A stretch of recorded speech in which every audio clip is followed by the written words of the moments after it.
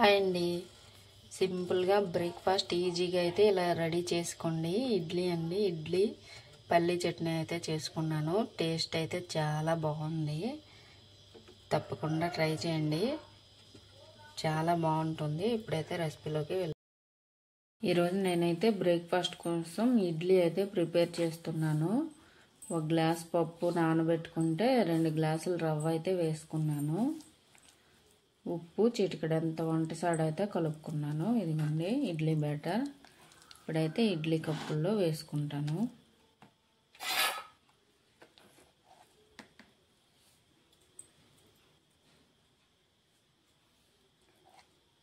ఇదిగోండి స్టవ్ మీద అయితే ఇడ్లీ పాత్ర అయితే పెట్టుకున్నాను. నీళ్ళు అయితే మరుగుతున్నాయి.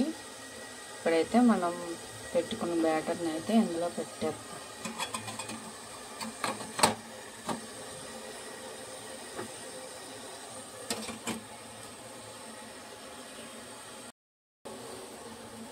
ఇప్పుడైతే మూత పెట్టేస్తాను.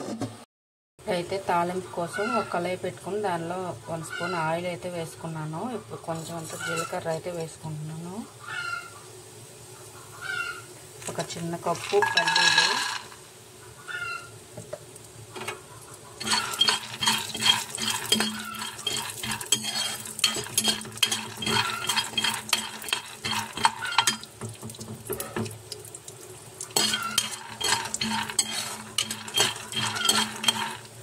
పల్లీలు అయితే లైట్గా ఫ్రై అయ్యి ఇందులోనే కొంచెం అంత పుట్నాల పప్పు అయితే వేసుకుంటున్నాను.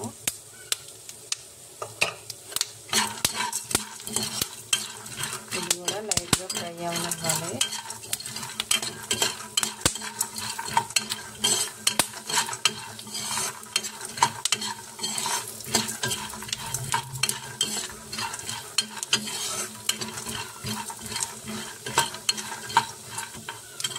ఇప్పుడు ఇందులోనే మన కారానికి తగినట్టు ఎండుమిర్చి అయితే వేసుకుంటున్నాను.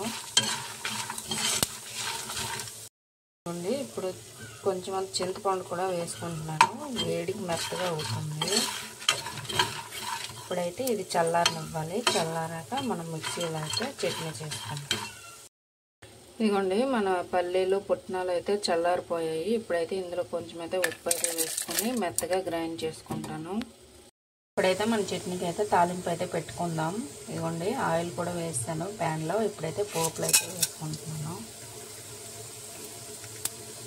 ఎండుమిర్చి,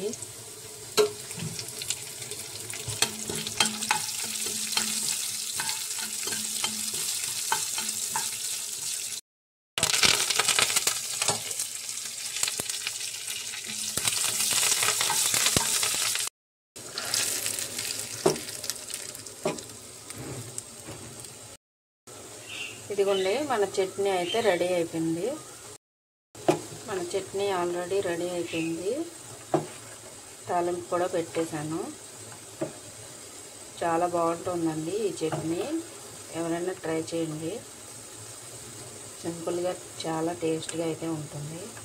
ఇదిగోండి మన వేడివేడి ఇడ్లీ పల్లీ చట్నీ అయితే రెడీ అయిపోయింది. టేస్ట్ అయితే చాలా బాగుందండి. ప్లీజ్ ట్రై చేయండి, తప్పకుండా ట్రై చేయండి. మా ఛానల్ని అయితే సబ్స్క్రైబ్ చేసుకోండి.